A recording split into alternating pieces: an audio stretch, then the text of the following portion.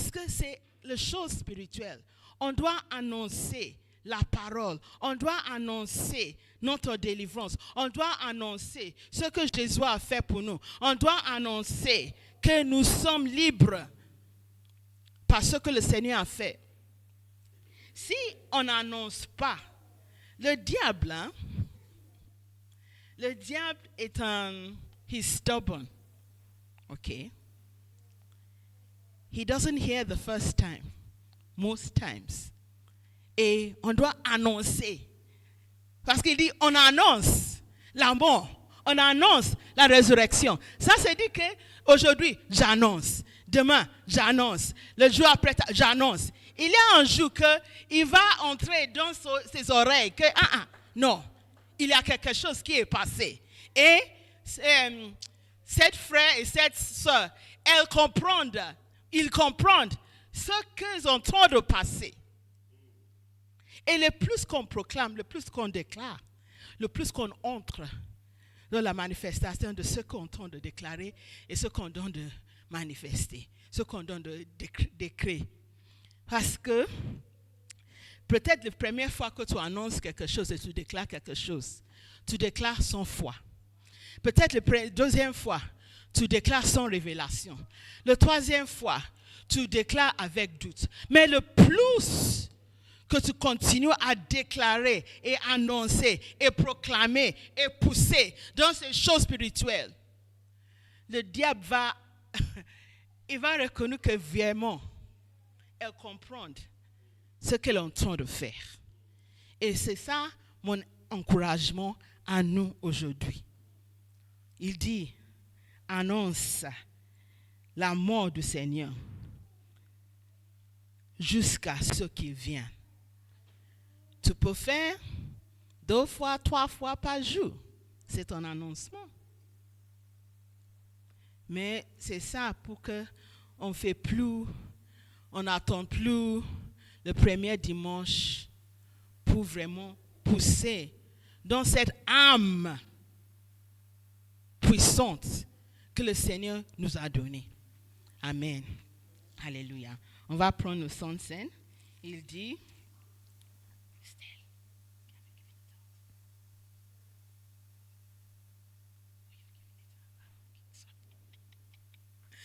sorry. Alléluia. Car j'ai reçu du Seigneur ce que je vous ai enseigné. Ce que le Seigneur Jésus, dans la nuit où il fut livré, prit du pain. On va prendre notre pain. Et après avoir rendu grâce, le rompit, on va rendre grâce.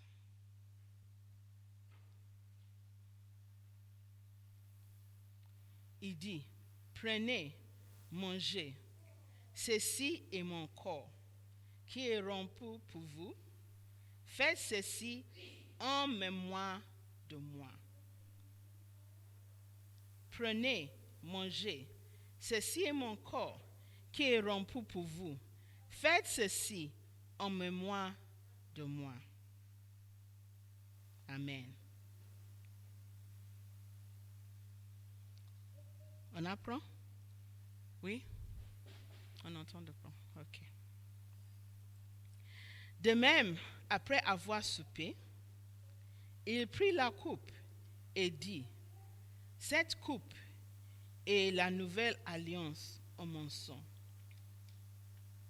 Faites ceci en mémoire de moi. Toute la fois que vous en boirez, on boit la coupe du Seigneur au nom de Jésus.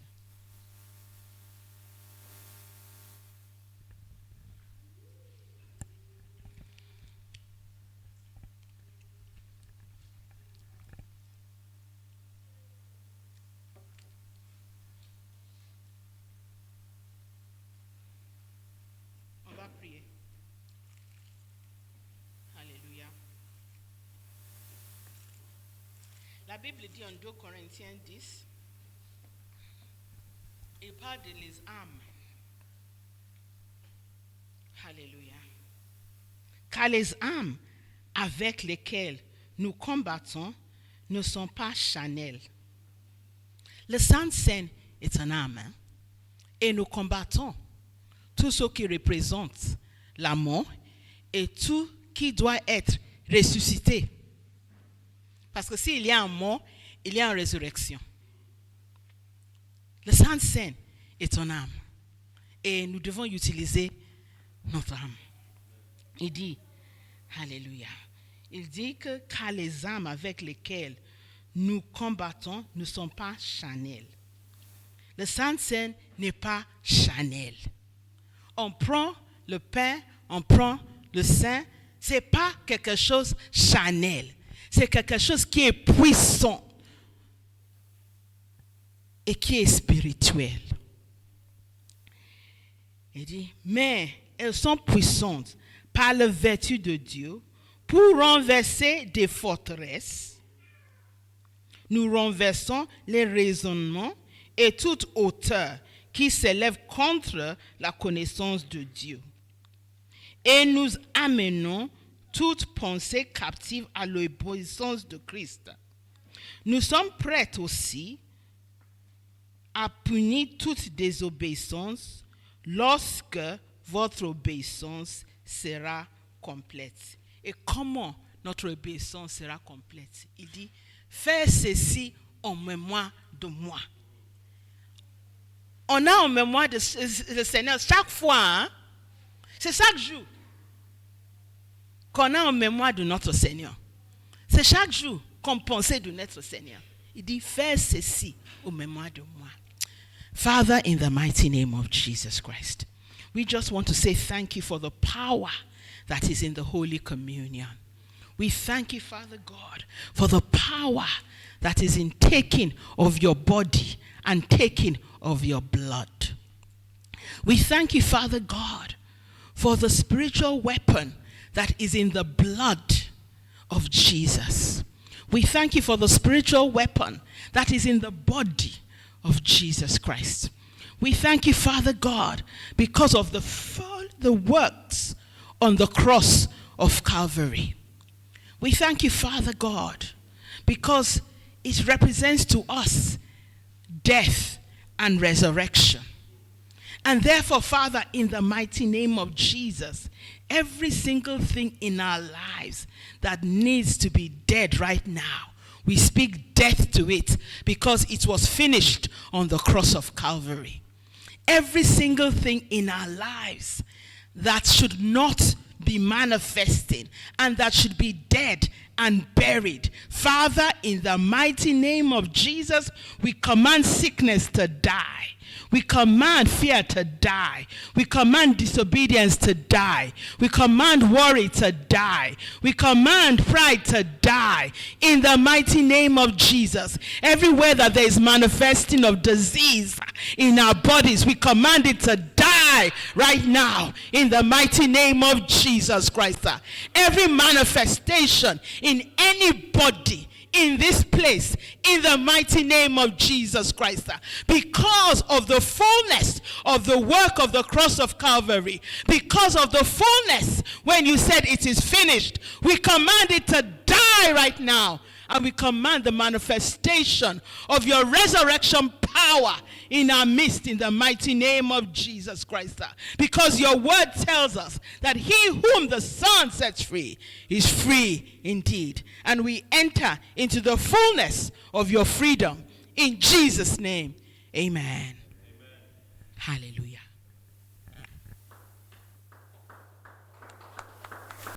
Amen. Nous allons nous lever en préparation de la prédication. Alléluia. Nous allons nous lever et louer le Seigneur. Alléluia. Les ténèbres ont reculé devant l'œuvre de la croix. Devant l'agneau immolé et le sang versé pour moi.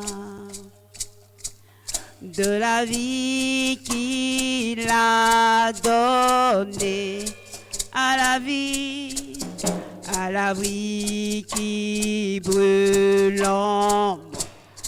Tant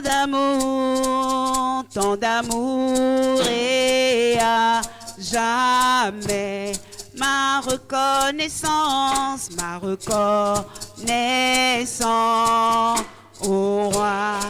Tous les anges louent sa sainteté. L'univers crie sa majesté. Chantons gloire et puissance. Force et louange à l'agneau immolé. À l'agneau immolé. Les ténèbres ont reculé devant l'œuvre de la croix, devant l'agneau immolé, et le sang versé pour moi. Tous les anges louent sa sainteté. L'univers et sa majesté. Chantons gloire et puissance. Force et louange à l'agneau immolé. Tous les anges louent sa sainteté. L'univers.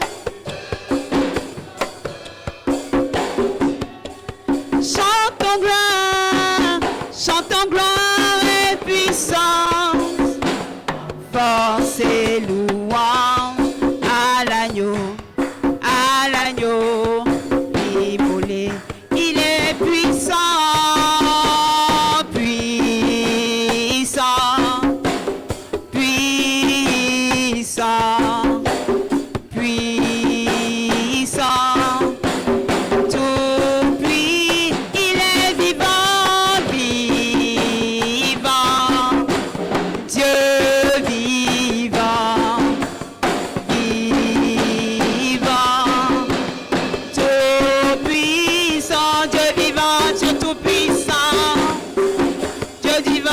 Tout-puissant, tous les anges louent sa sainteté.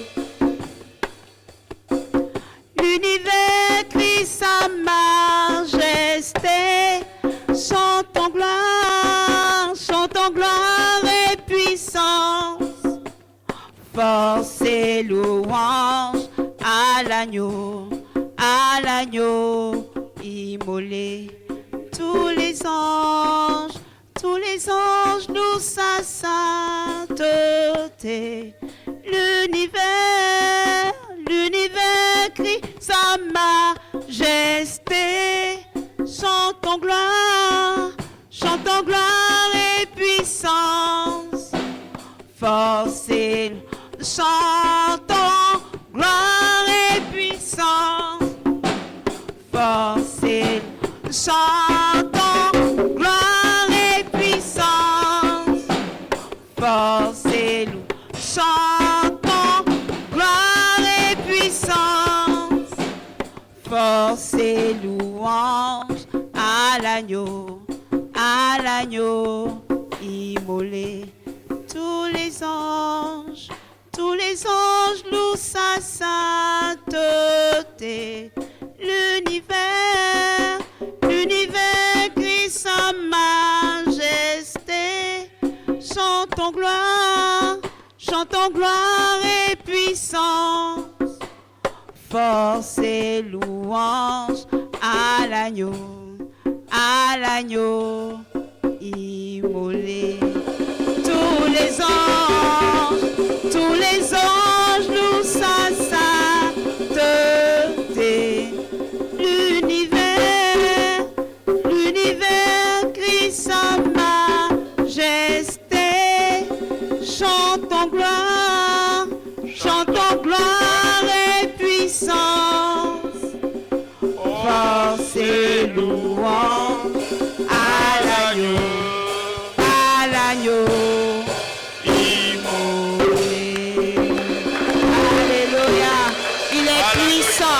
Il est puissant, il est vivant, il est vivant, il est merveilleux, il est tout puissant.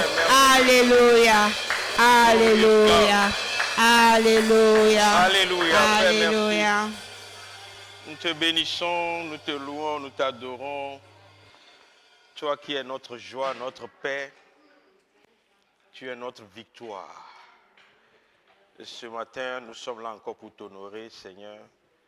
Nous avons un seul objectif, c'est de pouvoir te louer et t'adorer, Seigneur, et d'expérimenter ta présence au milieu de nous. À toi soit la gloire, Seigneur, d'éternité en éternité. Amen. On peut prendre place.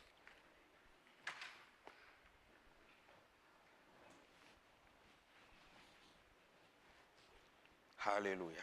Ok. Ça va? Vous allez bien? Bien, bien, bien. Merci, Père. Je ne sais pas là où je vais commencer, mais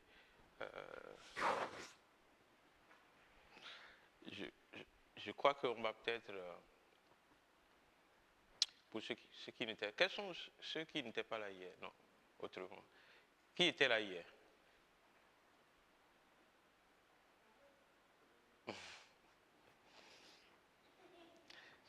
Oui, c'est vrai. Ok.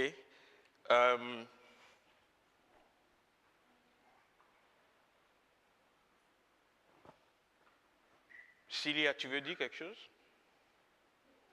Un petit témoignage de ce qui s'est passé hier. J'ai constaté en fait que c'est quelque chose qui peut être très très grand, cet événement-là. Parce que là où il y a les enfants, les parents sont toujours concentrés, focalisés. Ils sont là, quoi. Et ça, c'est... Tu veux dire quelque chose? Merci. C'est Cécilia qui a piloté l'événement d'hier.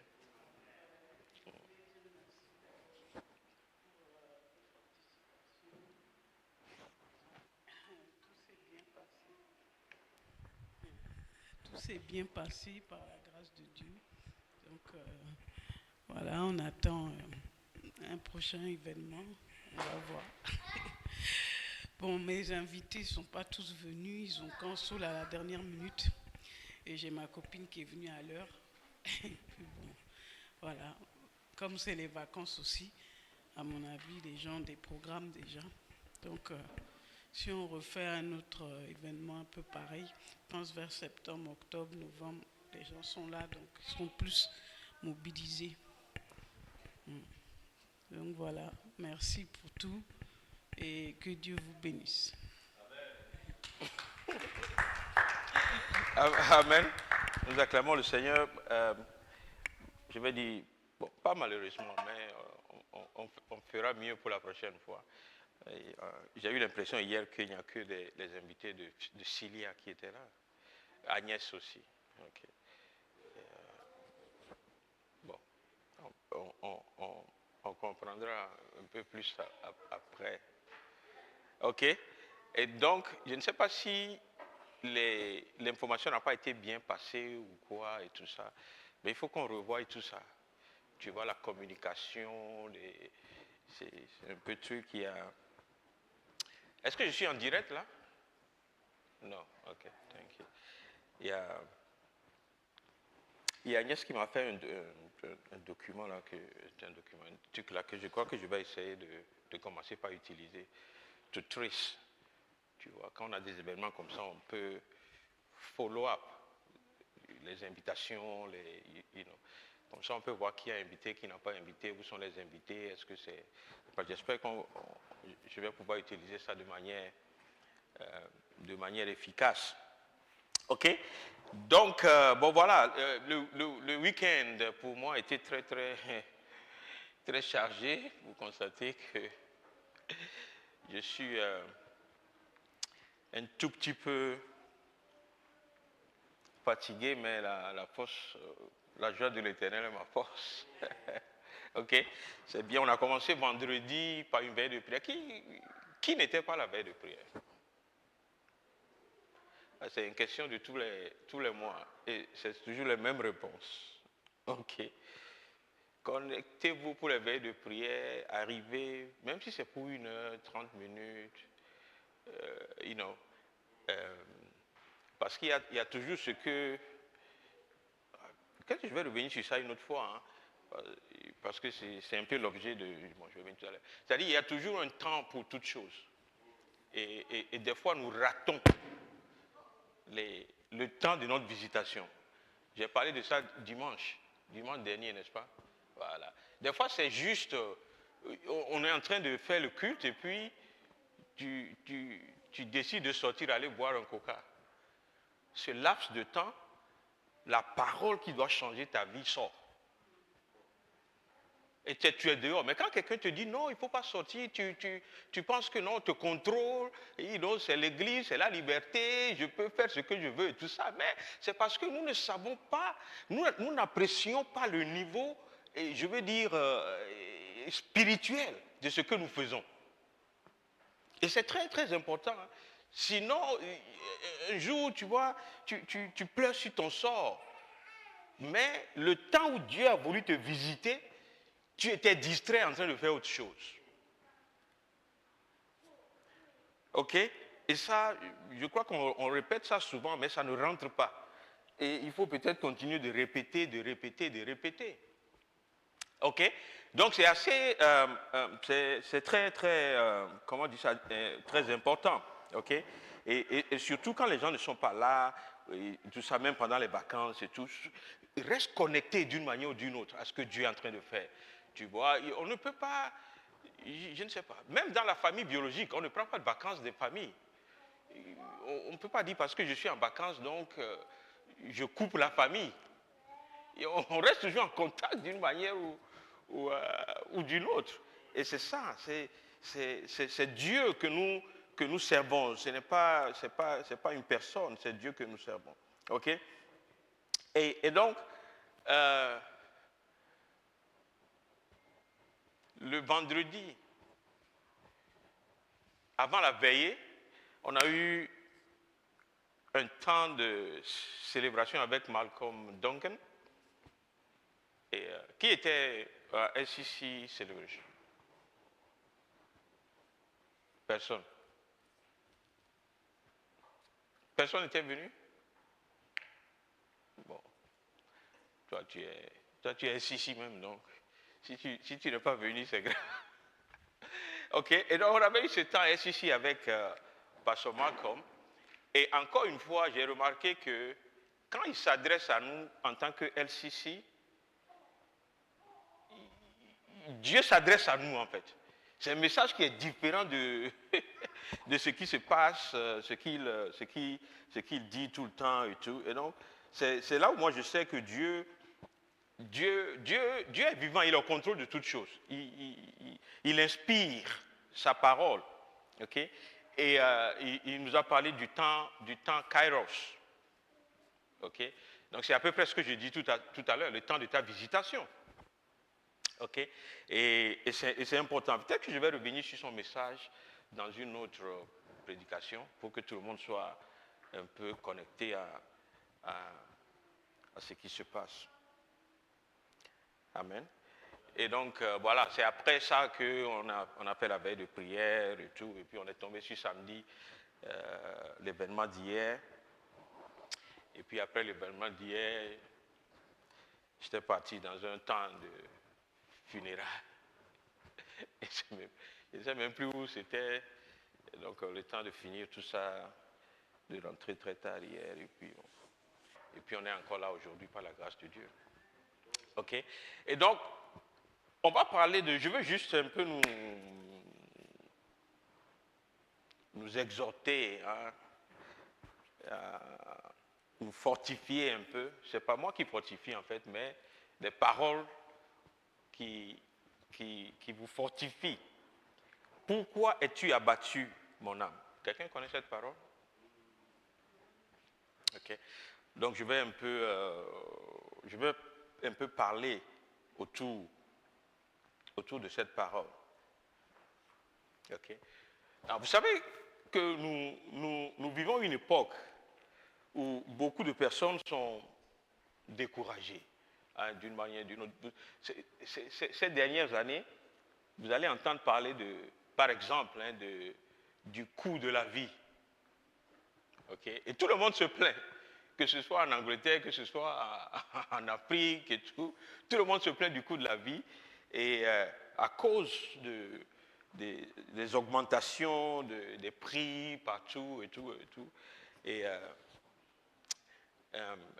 même du carburant, hein, pour ceux qui utilisent les véhicules et tout ça. Ce qui te faisait une semaine avant, maintenant peut-être 3-4 jours et puis... Ok, et donc, certains d'entre nous, ceux qui ont des véhicules et tout, on met ça maintenant sur le dos de fitness. On dit, ok, je vais marcher un peu, tu vois, c'est pour ma santé. Mais en réalité, c'est le carburant. Hein. Tu regardes le prix, tu regardes tout ça, tu dis, bon, je vais laisser un peu la voiture, je vais marcher. C'est vrai que marcher nous fait du bien, mais c'est peut-être pas la première raison pour laquelle les gens laissent leur voiture ces derniers temps. Okay? Et donc, les temps de maladie, tu vois, il y a plein de choses. Je ne sais pas, personne ici n'a remarqué que tu vois, les choses, même les situations de maladie qu'on ne voyait pas hier, c'est ce qu'on voit aujourd'hui. Amen. Tu vas à l'hôpital, tu vois des jeunes gens qui ont des problèmes cardiaques. Oh, ouais, c'est ça, non? Des problèmes cardiaques. Avant, on avait... C'est-à-dire que c'était impossible. Un jeune gens, il peut manger la graisse tous les jours. Et personne n'avait peur de ça. Hein? Mais c'est vrai. Parce que, you know, même il y a quelques années en arrière, comme je vois Lily, ça m'a rappelé ça un peu. Bon, même quand je mange le chikwang, je demande toujours la partie graisse, parce que ça fond dans la bouche comme ça. Okay? Mais aujourd'hui, on te dit tout ça, c'est dangereux. Parce qu'on voit à côté les conséquences de ces maladies. Okay? Et donc, le cœur de beaucoup saigne dans cette situation de difficulté. Okay? On a eu un témoignage, bon, comme c'était public, je vais peut-être en parler. On a eu un témoignage de Debbie Bosque. Vous la connaissez? La femme de Jérémie Bosque. Et vous savez qu'elle est passée par un temps de cancer. Merci Seigneur, parce qu'aujourd'hui, elle est guérie. Elle est guérie complètement. Et elle a passé un peu son témoignage la dernière fois. Je ne vais pas aller dans les détails, okay, de comment est-ce que la maladie lui a été annoncée. Et surtout, du soutien niveau prière qu'elle a eu pendant tout ce temps. Et même de la difficulté, de la douleur, you know, par laquelle tu passes quand tu souffres de cette maladie qui s'appelle cancer. Okay? Merci, Sister dit tout à l'heure, pour la prière. We have killed les maladies, hein, et tout ça. C'est notre devoir, notre responsabilité, en réalité, de ne pas dissocier. Par exemple, quand on est dans une situation de maladie, il ne faut pas dissocier ce qui est spirituel de ce qui est... Tu vois, parce que souvent on dit, bon, vous savez, il y a des maladies qui sont naturelles et tout ça, donc c'est comme si on n'a pas besoin vraiment de prier pour ça et tout. Mais, vous voyez, quand Jésus marchait, il guérissait les malades, il n'a jamais posé la question pour dire, oh, ça c'est parce que tu as mangé quelque chose que tu as ça. C'est-à-dire, quand il y a maladie, il ordonne à la maladie. Okay? Mais nous, des fois, on a peur un peu de la maladie. Oh, bon, tu vois, un peu, ça, c'est pas spirituel. Quand c'est pas le sorcier qui est en action, on pense qu'on ne peut pas prier, mais c'est faux. Et j'ai vu une dame qui se réjouissait tellement en Dieu de ce que Dieu a fait en la guérissant, mais en se souvenant quand même des choses, des difficultés par lesquelles elle est passée.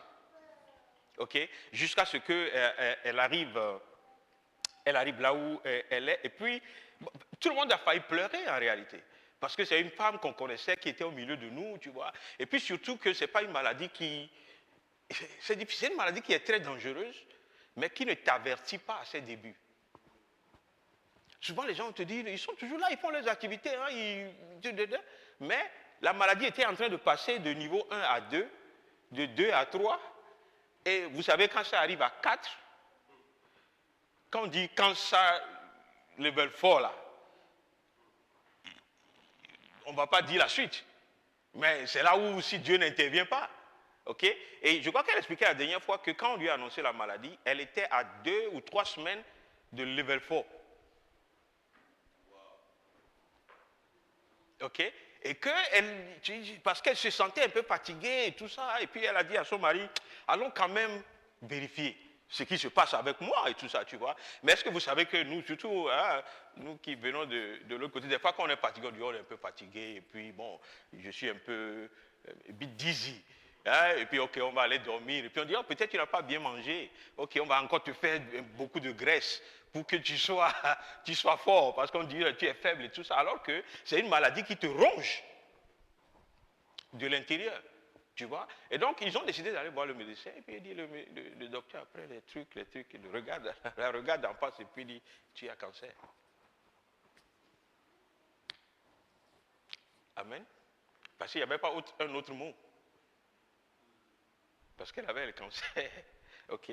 Mais merci Seigneur que Dieu l'a guérie. Et je prie vraiment qu'on voie beaucoup de ces guérisons dans l'Église. Ok? Pour que notre âme, comme je l'ai dit tout à l'heure, ne reste pas abattue en nous. Ok? Now, avant de rentrer dans le vif de ma prédication ce matin, je veux parler un peu aux hommes. Je crois que j'ai dit ça une fois ici, en parlant de prostate cancer.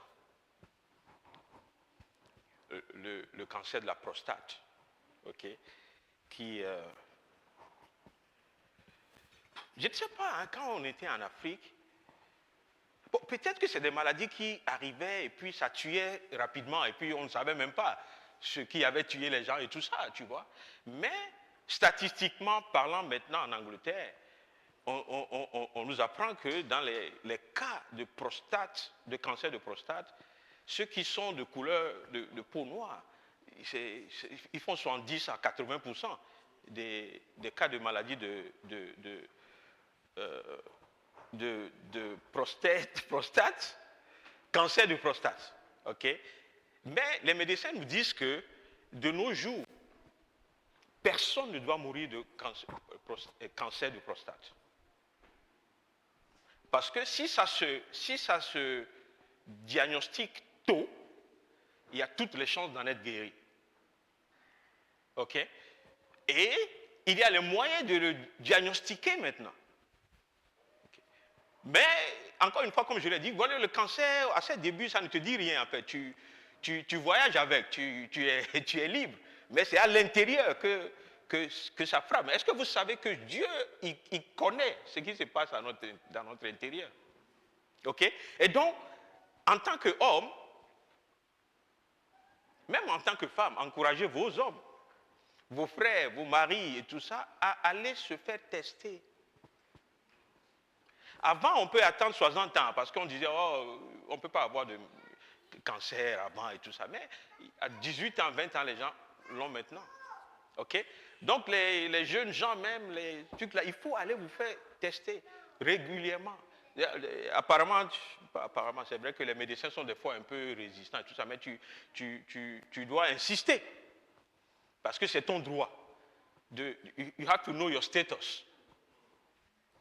Ok?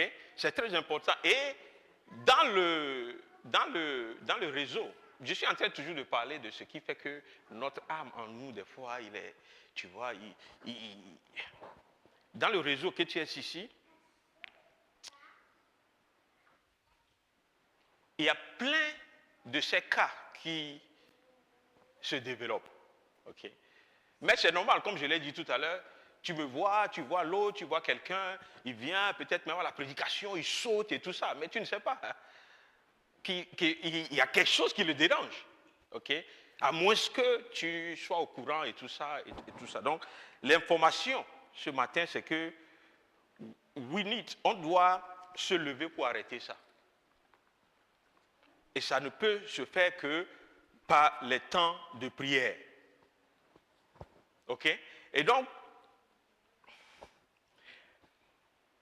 les médecins, les gens de la science et tout ça, ils font ce qu'ils peuvent faire. Et tout. Mais nous avons la foi, nous avons une foi. C'est que Dieu, il guérit. Le Dieu que nous suivons, il guérit et il a la capacité de guérir toutes sortes de maladies. Est-ce que vous comprenez un peu? Et donc, depuis un certain temps, few of us quand même, on est très peu, où on prie, hein, on prie pour tout ça, on prie 3 fois par semaine par rapport à ça. Et je vais dire, l'inspiration est venue et qu'il faut un temps c'est-à-dire un temps de prière focalisé sur cet issue, ok, de prostate cancer ou le cancer de la prostate, ok. Donc pour ceux qui ne sont pas encore au courant, il y a a night of prayer qui est appelé, je sais pas, peut-être que je vais envoyer le leaflet après, Hope, Healing and Prayer, ok, qui va se faire à Katy très bientôt, mais c'est focalisé vraiment sur cette maladie et c'est ouvert à tout le monde. En fait, c'est normalement un temps de prière pour les hommes, mais nous savons que Dieu a appelé aussi des femmes avec des capacités, une onction pour la restauration et la guérison. Donc, c'est ouvert aux femmes aussi. Donc, j'aimerais voir tous les hommes de pierre vivante dans cette réunion dans les Night of Prayer. Ok? Allons-y crier à Dieu pour dire que nous ne voulons pas faire partie de la statistique. Parce que Dieu ne veut pas qu'on fasse partie de la statistique. Ok? Et donc, ce sera, pour gagner du temps rapidement, ce sera le vendredi 14 août. Ok? Ceux qui ne sont toujours pas en vacances, s'il vous plaît, de 11h, 23h, jusqu'à 6h du matin. Ok? Et ça n'empêche personne d'aller quand même se faire checker. Ok? Donc ce qu'on va faire maintenant, parce qu'après, on va se dire merci. On est quoi? On est en août. Non, on n'est pas en août. On est en août. Ok. Ok. On est en août. Donc je vais donner août, septembre, octobre. Et je vais commencer par demander à chacun, est-ce que tu as fait ton test? Ok. Bon, comme on est averti, ça ne va plus être comme le pasteur, qu'est-ce qu'il y a? Parce que peut-être demain tu vas me remercier de t'avoir posé la question. Tu as fait toi? Ton père est mort de ça. Wow. Ok. Et il y a quelqu'un me dit, vous savez, souvent, encore une fois, quand on était en Afrique, ce n'était pas caché, il y a des gens avec, on mettait les sondes là. Et puis, ils prenaient ça avec eux, tout ça. Et puis, tu vois, on voyait ça, un peu de compassion et tout ça, mais tu vois un peu, qui entre nous ici veut porter un sac ou passe. Est-ce que vous voyez un peu? Alors que c'est quelque chose qui peut être géré quand c'est à ses débuts. Ok? Donc, à partir de octobre, permettez-moi, je peux trouver quelqu'un à la table de café. Je dis, mais est-ce que tu as fait ton test? Hein? Have you checked your covenant? Enfin, ceux qui ont compris, ont compris. Ok, donc ça c'est un peu pour... c'est quelle date j'ai dit tout à l'heure? Hein? Le 14 août. Ok, now faisons tout pour être là. Ce n'est pas à cause du nombre et tout, mais c'est à cause de la révélation que Dieu a donnée. Et on ne peut pas faire partie de ce que Dieu est en train de faire et ne pas profiter de ce que Dieu est en train de faire. Alléluia. Donc voilà. bon, Christelle et tout ça, je crois qu'il faut faire les tests rapidement. Souvent, quand c'est dans la famille, tu vois, il faut qu'on se dise les vérités. Souvent, quand c'est dans la famille, c'est plus fréquent, tu vois, dans la descendance, que quand ce n'est pas là et tout ça. Donc, mais on est quand même dans une période où on a cette grâce que la médecine est à un certain niveau, tu vois, pour guérir. Et aussi la prière qui nous est disponible. Donc je parlais de ce que l'époque dans laquelle nous vivons est un peu dangereuse. C'est une époque bizarre en fait. Je ne sais pas si vous avez remarqué, tout est bizarre. Il n'y a plus de normalité en réalité, en toute chose. Tu vois un peu, je ne sais pas, j'ai regardé une vidéo, excusez-moi, j'ai regardé une vidéo. Et puis, il y a une jeune fille, elle est togolaise, et puis elle parlait de sa relation. Et puis elle disait que c'est comme si, à un moment donné, dans sa relation, elle n'aimait plus tellement son mari et tout, et tu vois un peu. Mais elle était toujours dans la relation. Et puis elle dit, bon, ce que j'ai fait, un jour, je lui ai dit que j'allais quelque part, ou je ne sais pas, mais c'était le jour où elle devait faire les fiançailles. Quelqu'un d'autre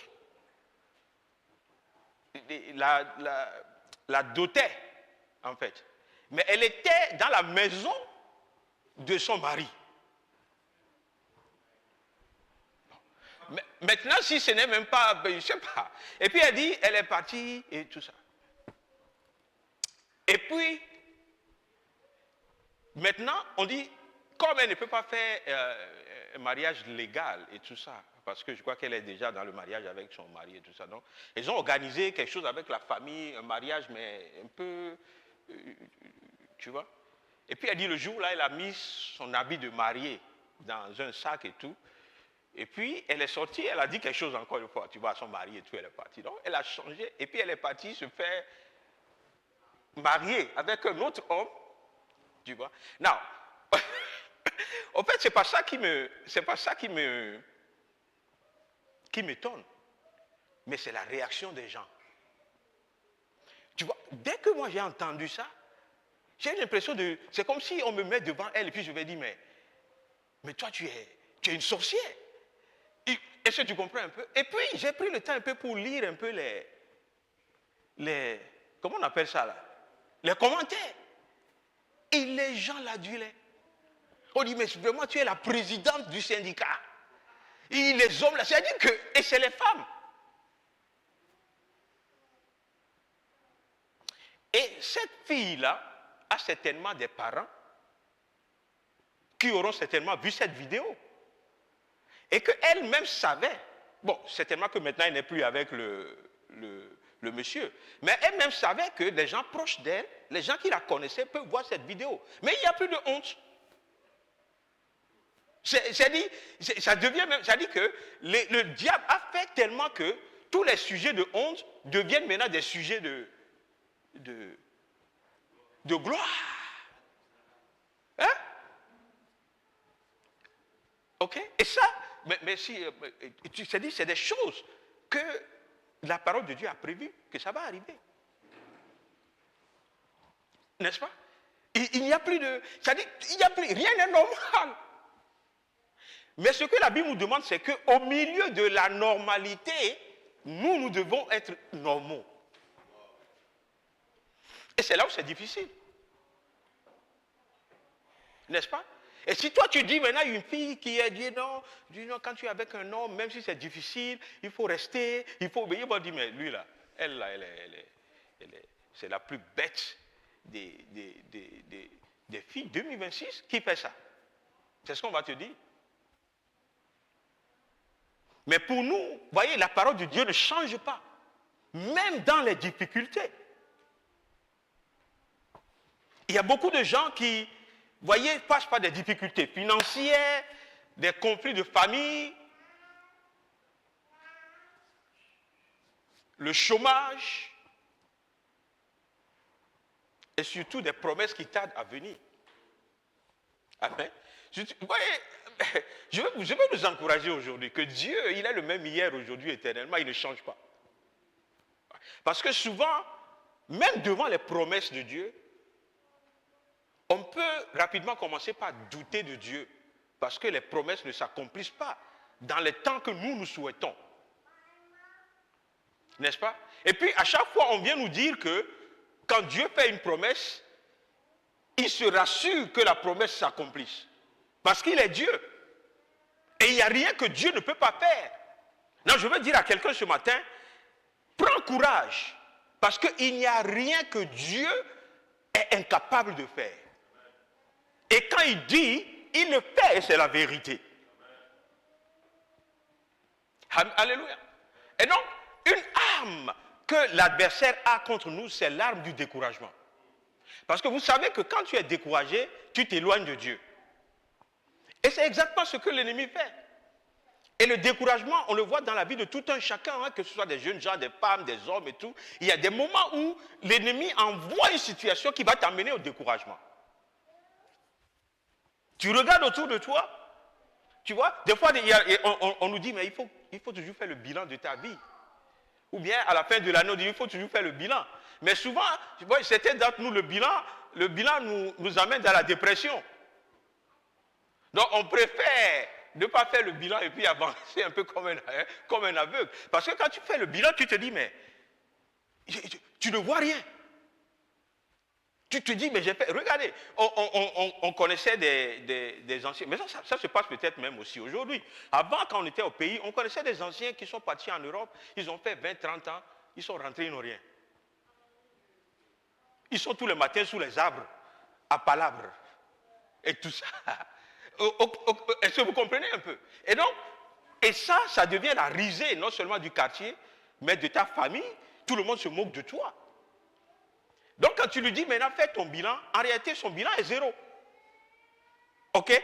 Et donc, on regarde certaines situations, et puis on se dit, mais Seigneur, tu es où?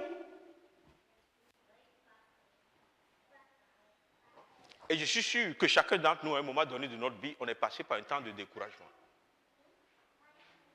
Et quand tu passes par un temps de découragement, il y a 2 choses seulement qui peuvent se passer. Soit tu t'enfonces dans la dépression, c'est là où les gens ils se suicident même, hein, il y a les thèmes comme ça qui sortent, ou bien tu trouves le moyen de t'en sortir. Allons-y dans Psaume 42. Et c'est sur ce psaume qu'on va se baser aujourd'hui. C'est ça l'heure? Alléluia. Psaume 42. Regardons un peu le verset 6. Mais avant de lire le verset 6, je vais lire le verset 4. Je vais aller rapidement, le temps est parti, je n'ai pas vu le temps. Il dit, mes larmes sont ma nourriture jour et nuit. Pendant qu'on me dit tout le temps, où est ton Dieu? Ok? Now, regardez un peu la situation du psalmiste ici. Ok? Now, vous savez que ce psaume n'est pas de David. Ok? Donc, ce n'est pas David qui est en train de parler ici. Ok? Et donc, c'est les fils de Corée. C'est leur poème. Il dit, mes larmes sont ma nourriture jour et nuit. Now, qui veut rester dans cette situation? C'est-à-dire le jour tu pleures, la nuit tu pleures. Et puis, malheureusement, Dieu a fait le monde tellement que le jour succède toujours à la nuit et la nuit succède toujours au jour. Donc, si toi tu pleures le jour et tu pleures la nuit, ça veut dire que tu pleures incessamment. Puisque le jour va revenir, la nuit va revenir, tu vas toujours continuer de pleurer. Il dit, c'est ce qui arrive dans sa vie. C'est-à-dire, il n'y a rien qui ne marchait. Il regardait de tous les côtés, c'était difficile. Il ne faisait que pleurer. Et ce n'était même pas un temps où on dit, oh, peut-être il a perdu quelqu'un et puis il a pleuré pendant 1 semaine ou 2 semaines. Non. Sa vie est un cercle de pleurs. Maintenant, regardez, et c'est pour ça que nous avons ce message aujourd'hui, le verset 6. Il dit maintenant, pourquoi t'as battu mon âme? Et gémis-tu sur moi? Attends-toi à Dieu, car je le célébrerai encore. Alléluia. Donc, en fait, il est en train de dire tout simplement que toutes les difficultés par lesquelles il est en train de passer, il y a une chose que lui, il veut faire. C'est de continuer de célébrer l'Éternel. C'est de continuer de louer l'Éternel. Donc, il parle à son âme. Il dit, mais pourquoi t'as battu? C'est comme s'il est en train de dire à son âme, c'est toi qui me mets dans les situations de pleurs. Mais moi-même, je veux célébrer l'Éternel. Alléluia. Donc, il faut gérer ça avec son âme. Donc, il commence par parler à son âme. Pourquoi t'as battu? Qu'est-ce qu'il y a? Pourquoi? Qu'est-ce qu'il y a? Qu'est-ce qui est trop difficile pour que tu sois en train de pleurer matin, midi et soir? Il dit non. Ce que nous devons faire, c'est de célébrer l'Éternel. Pourquoi? Parce qu'il ajoute à la fin, pour son salut. C'est-à-dire, le salut vient de l'Éternel. Amen. Et le salut ici, ce n'est pas de recevoir le Seigneur. Hein. C'est pas comme hier, on a partagé la parole et puis attendre que les gens donnent leur. Non. Le salut ici, c'est le Dieu qui sauve. C'est la, comment on dit ça, l'entièreté du contenu du salut. Amen. Et donc, nous voyons ici que, et puis regardez, regardez le verset 12 aussi, il dit la même chose. Le verset 12, il dit, pourquoi t'as battu mon âme et gémis-tu sur moi? Et si vous continuez le chapitre 43, il dit aussi la même chose. Ça veut dire que c'est important pour lui que son âme puisse arrêter de l'emmener dans des situations de désolation et toutes ces choses. Ça veut dire tout simplement qu'il ne veut pas regarder les circonstances qui entourent sa vie, mais il veut se focaliser sur l'Éternel. Alléluia. Parce que nous sommes trop, vous savez, le découragement est une lutte intérieure.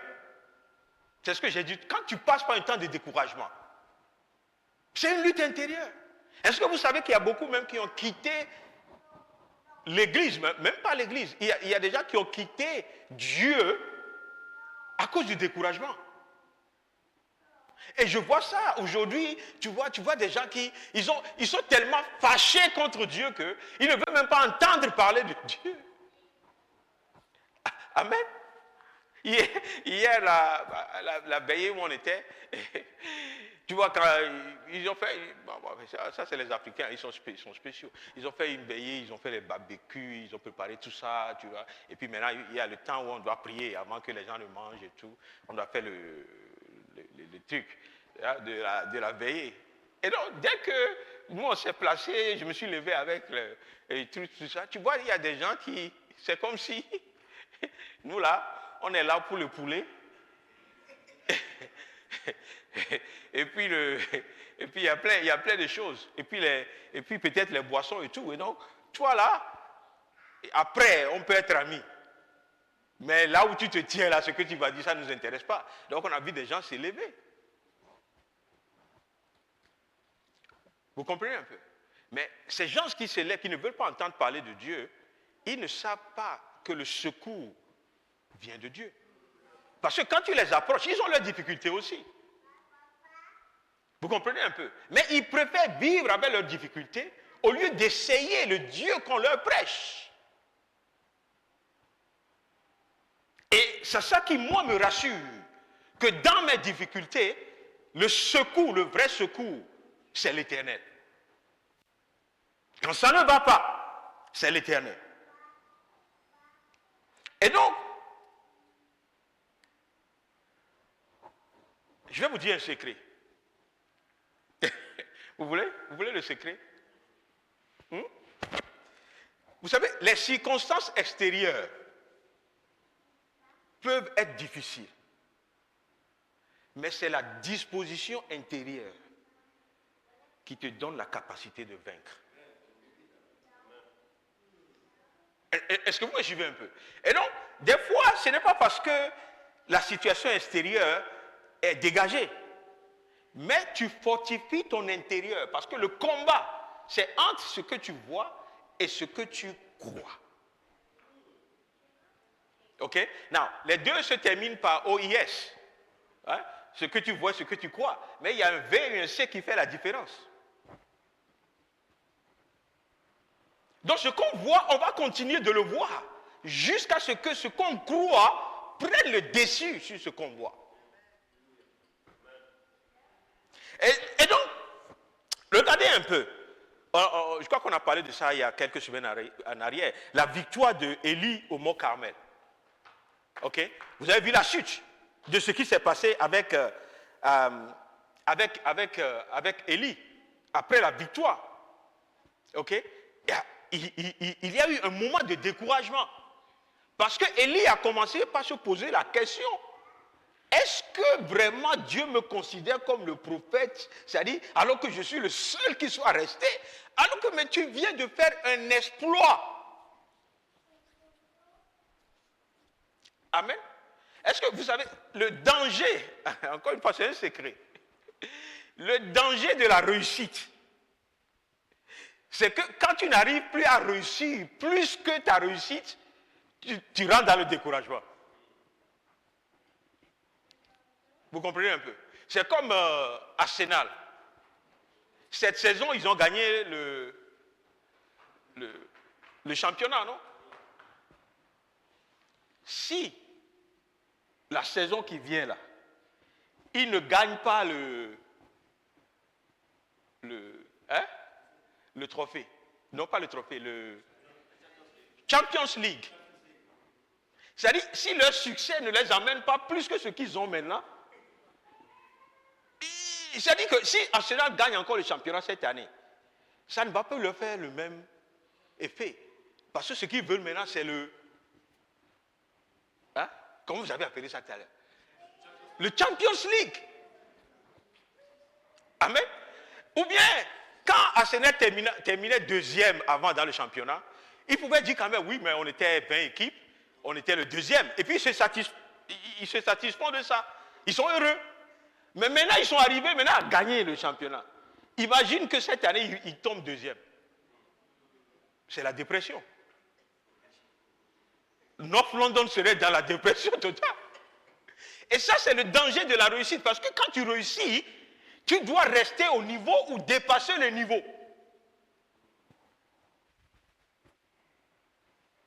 Est-ce que vous comprenez un peu? Et donc, c'est important que nous sachions que ce qui est notre boussole, c'est ce qui est à l'intérieur, pas ce que nous voyons. Et donc, les situations par lesquelles tu passes, quelles que soient leurs difficultés, prépare ton homme intérieur à affronter ces situations. Ceux qui nous ont précédés, avec qui Dieu a fait des grandes choses, ils sont passés par des temps de découragement. Même David, il est passé par un temps de découragement.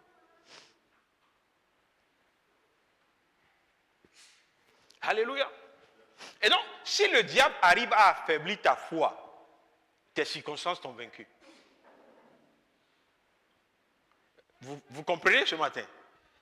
Quand le diable arrive à affaiblir ta foi et que tu n'as plus l'assurance que Dieu est ton seul et vrai secours, tu as perdu le combat.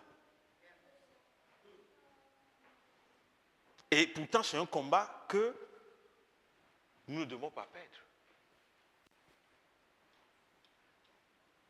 Alléluia.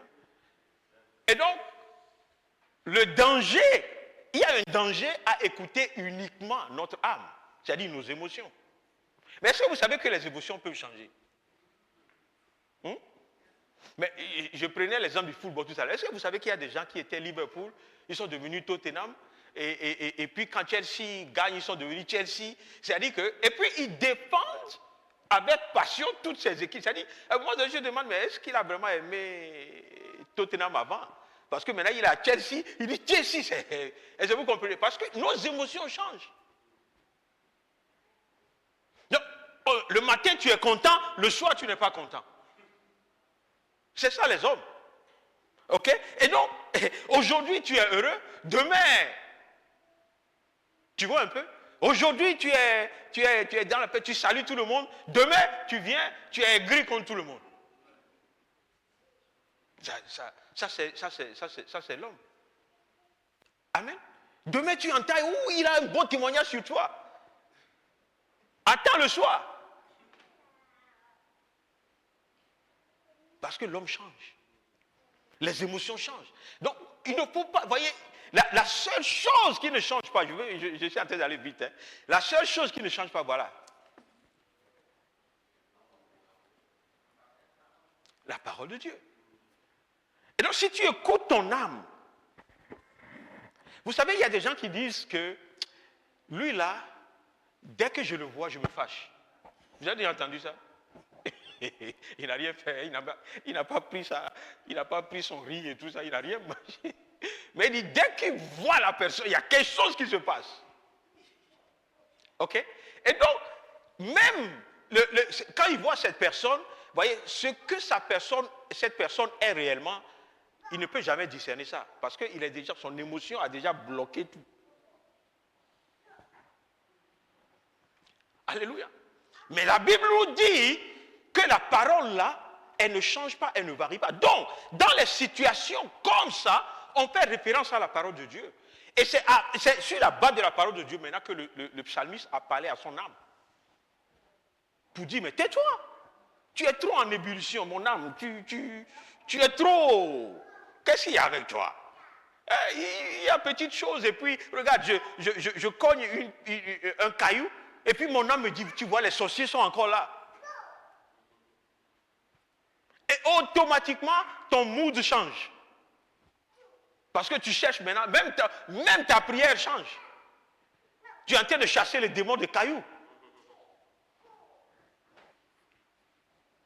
Est-ce que vous comprenez un peu? Et donc, je viens te dire aujourd'hui que les situations par lesquelles tu passes, si tu donnes la force à ton âme de s'aligner à la parole de Dieu, tu vas vaincre cette situation.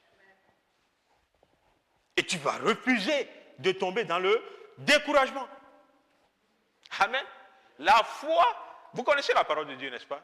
La Bible dit que la foi se repose sur nos émotions.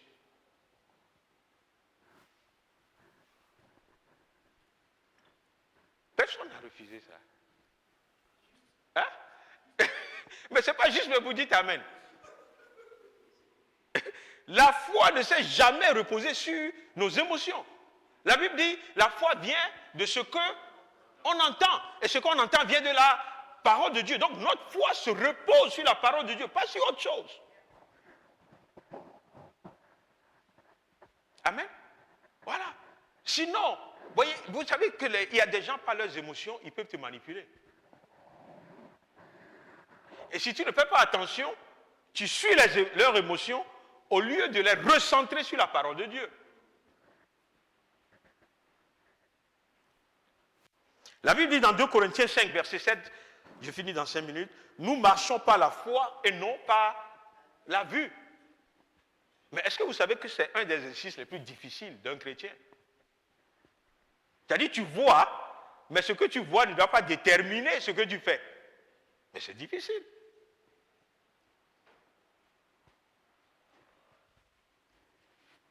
N'est-ce pas? On te renvoie du travail et puis on dit, oh, il faut louer Dieu. Mais tu as devant toi la lettre de licenciement. Et puis tu regardes les bills, tout ça qui t'attend. Tu ne comprends même plus ce que Trump et les autres, l'Iran font par rapport au carburant. Tu es là, et puis on dit, il faut quand même louer le Seigneur. Est-ce que vous savez, des fois, quand on est dans l'assemblée comme ça, les temps de louange, d'adoration, puis tu vois, il y a des gens que tu vois, c'est comme s'ils sont déconnectés. Ils sont là, ils vous regardent bizarre. Mais c'est parce que leur situation, si tu t'approches, leur situation les distrait même au milieu de la loi de l'adoration. Parce que ce que l'ennemi fait, c'est qu'il te permet d'être connecté à la situation au lieu d'être connecté. Amen. Vous avez déjà vu ça? Et puis il y a des gens comme ça, ils sont comme ça, et puis ils sont comme morts dans l'assemblée. Et puis à un moment donné, tu les vois, wouh! Il y a une révélation qui est passée. Il y a quelque chose qui est revenu dans son âme pour dire non, non, non, non, non, non. Toi là, tu ne dois pas me dominer. La difficulté, tu ne dois pas me dominer. Ce qui doit être ma boussole, c'est la parole de Dieu. Donc je vais louer le Seigneur. Donc je vais adorer le Seigneur.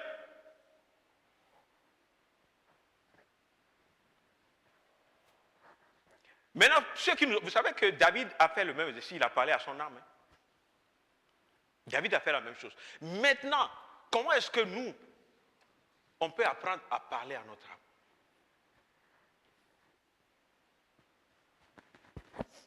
Vous voulez que je vous apprenne?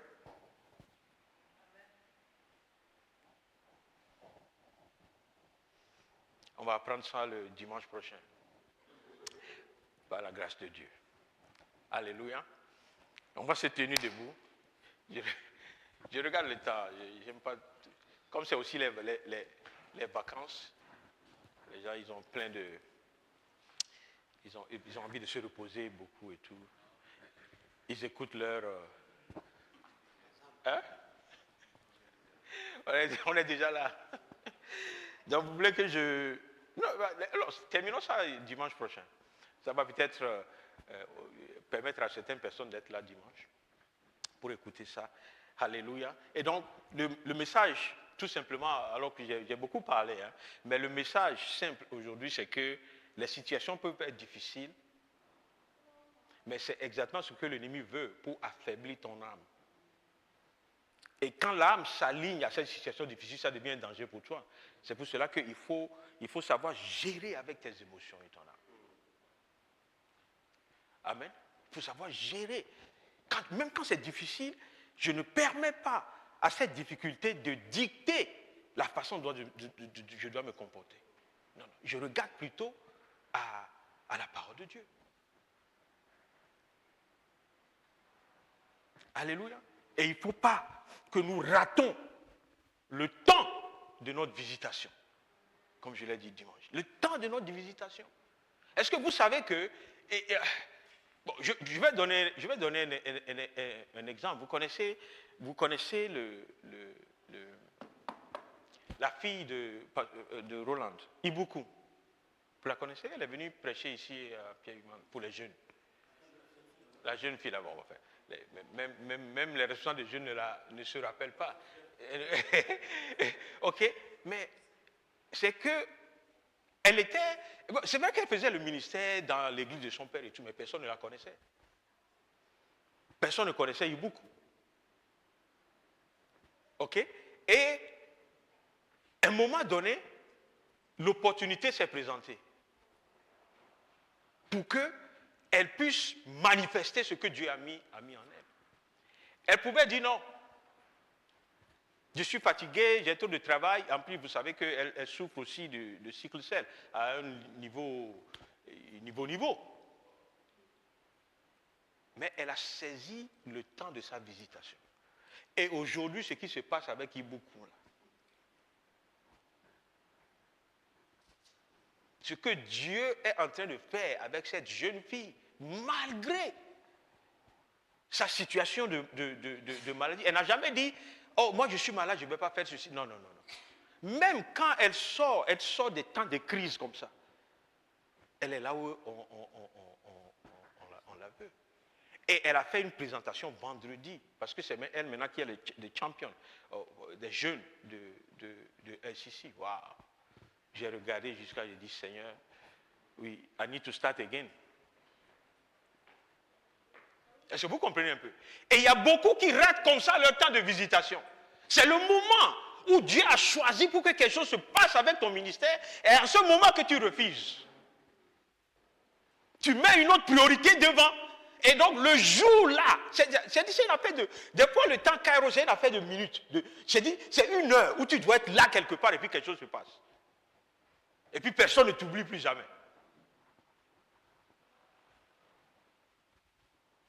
Est-ce que vous me suivez un peu? Voilà. J'ai voulu prendre cet exemple de Ibuku juste parce qu'elle fait partie du réseau. Mais il y a plein d'exemples qu'on peut prendre même directement de la parole de Dieu. That you be, on dit tu es au bon endroit, au bon moment. Bon, qui est un peu un truc du monde, mais c'est-à-dire you are where God wants you, si on veut être spirituel. Alléluia. Et donc je veux prier pour chacun d'entre nous aujourd'hui. C'est-à-dire, quelles que soient les situations par lesquelles tu passes, ne laisse pas cette situation dicter ta relation avec Dieu. Ne laisse pas cette situation dicter ta façon de t'approcher de Dieu. Parce que le Seigneur ne t'a pas abandonné, il ne t'abandonnera jamais. Je viens te dire aujourd'hui, il n'est pas aveugle vis-à-vis de ta situation. Le Seigneur le sait. Il connaît même avant que cela ne t'arrive. Et alors que tu es en train de pleurer, alors que tu es en train de mépriser même la parole de Dieu, le Seigneur est en train de travailler dans ta situation. Et je prie ce matin que tu voies la main puissante de Dieu se manifester dans les situations difficiles par lesquelles tu passes. Et quand le Seigneur, il drop something in your mind, des fois, il te donne une direction claire. Il ne faut jamais dire à Dieu, Seigneur, non, il faut que je gère ça d'abord. Ça, c'est trop difficile. Non, ma situation financière, ma situation telle, je ne peux pas faire ceci pour toi. Attends que ça soit mieux. Attends, non. Seigneur, il y a 10 ans que je suis sur la liste de maisons. On ne m'a pas encore donné de maison. Donc j'attends. Maintenant, là, je suis fatigué. Si on ne me donne pas la maison, je ne viendrai plus à l'église. Alléluia.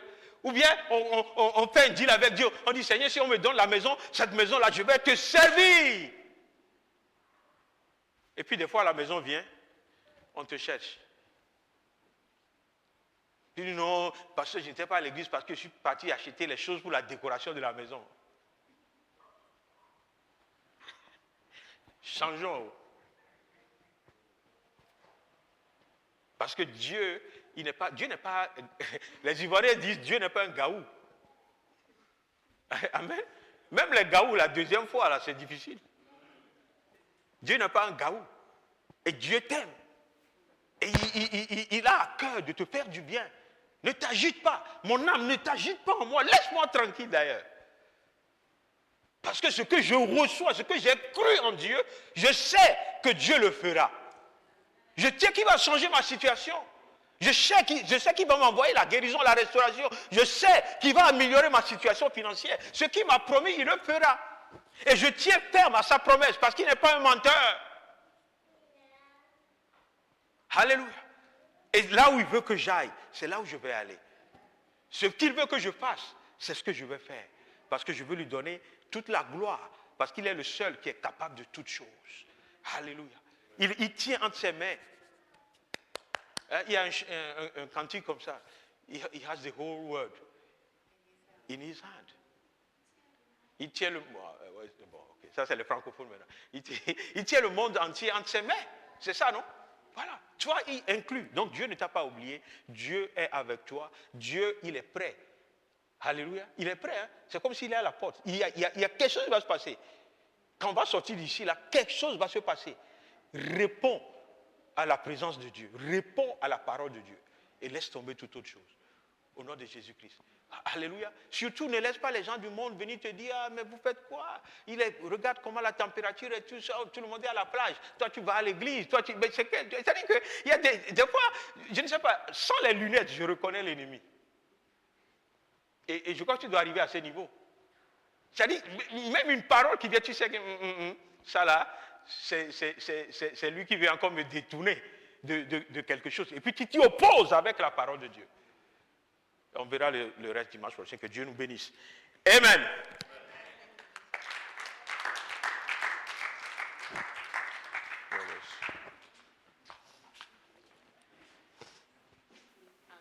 Alléluia. C'est le temps pour honorer, glorifier, magnifier, élever, adorer.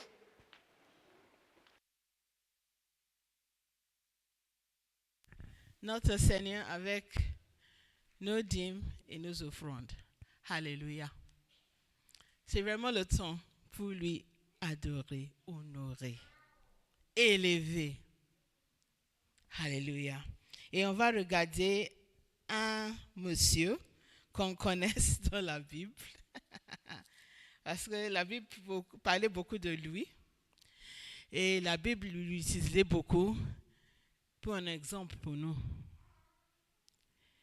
Comment Dieu veut vraiment transformer la vie de quelqu'un qui a la foi en lui. Parce que quand on vient donner de nos dîmes et nos offrandes, c'est pas la foi, hein? Mais c'est quelque chose de spirituel qu'on est en train de faire. C'est pas la foi. Et la Bible dit, le juste vivra par la foi. Qu'est-ce que la Bible dit? Genèse 14. On vient de faire le Sainte Seine. La première mention de le Sainte Seine, c'est le même place où le premier mention de le dîme.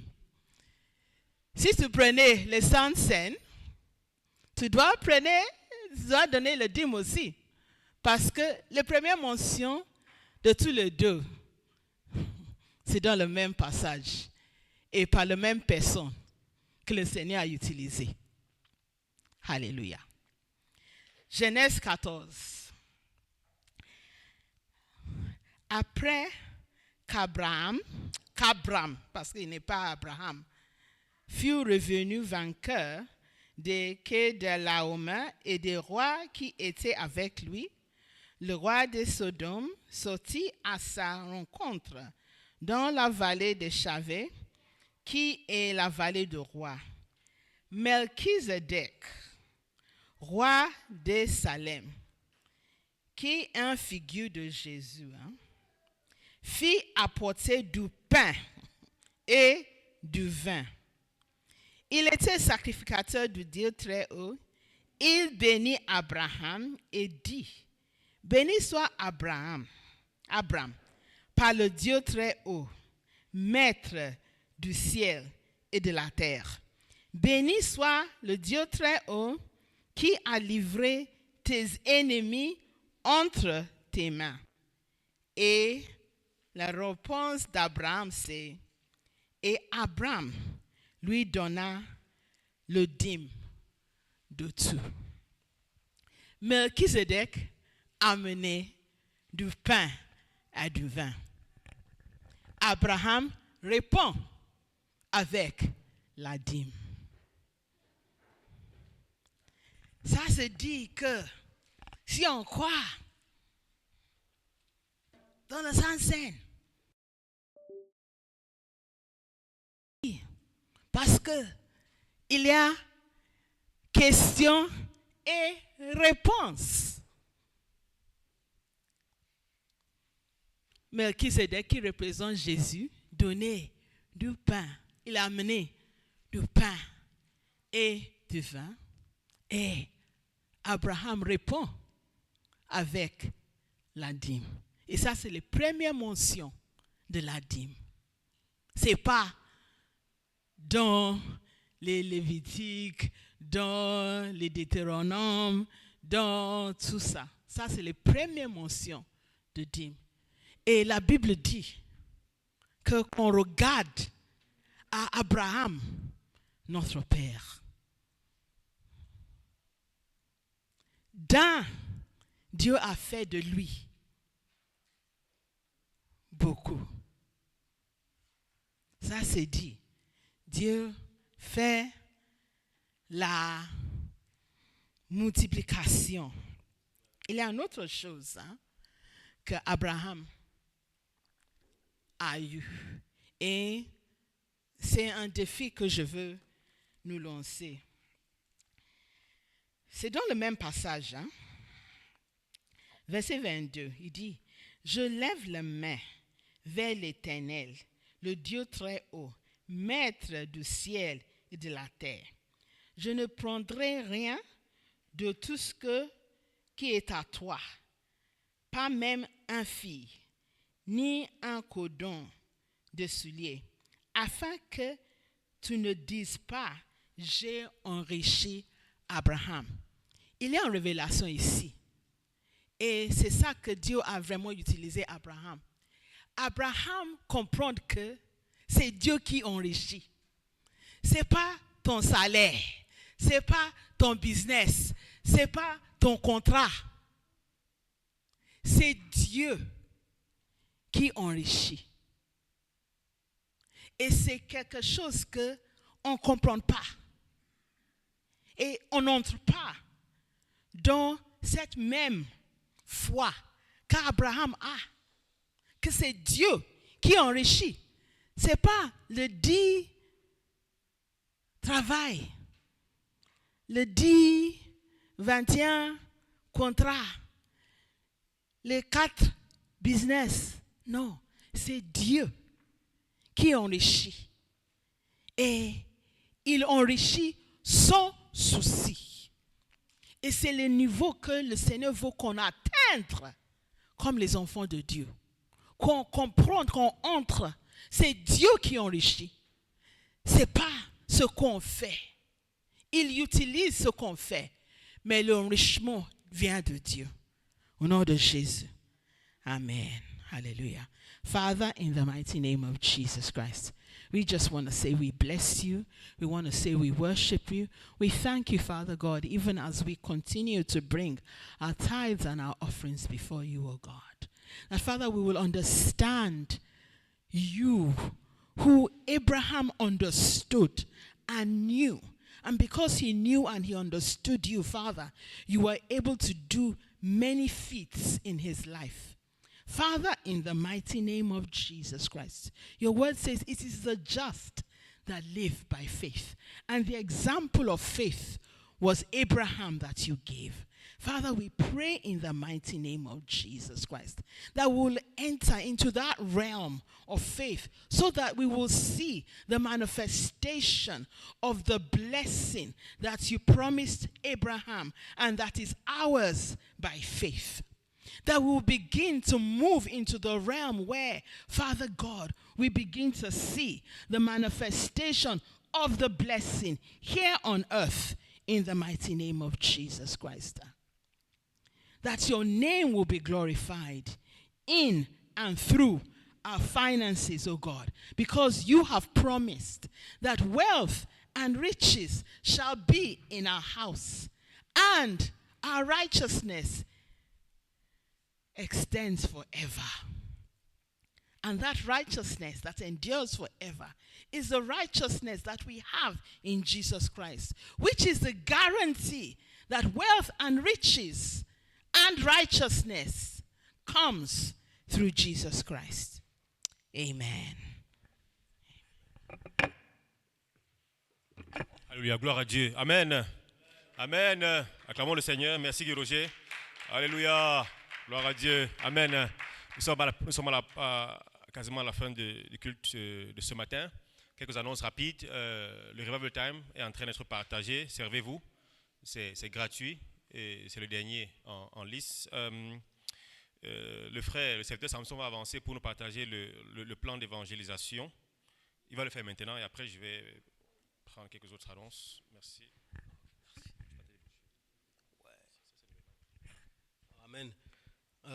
C'est tout simplement pour impliquer toute l'Église en ce qui concerne, comme le frère a dit, le plan d'évangélisation pour les prochains mois. Juste pour vous donner un petit peu le contexte, comment cette idée est venue. En fait, c'est quand on préparait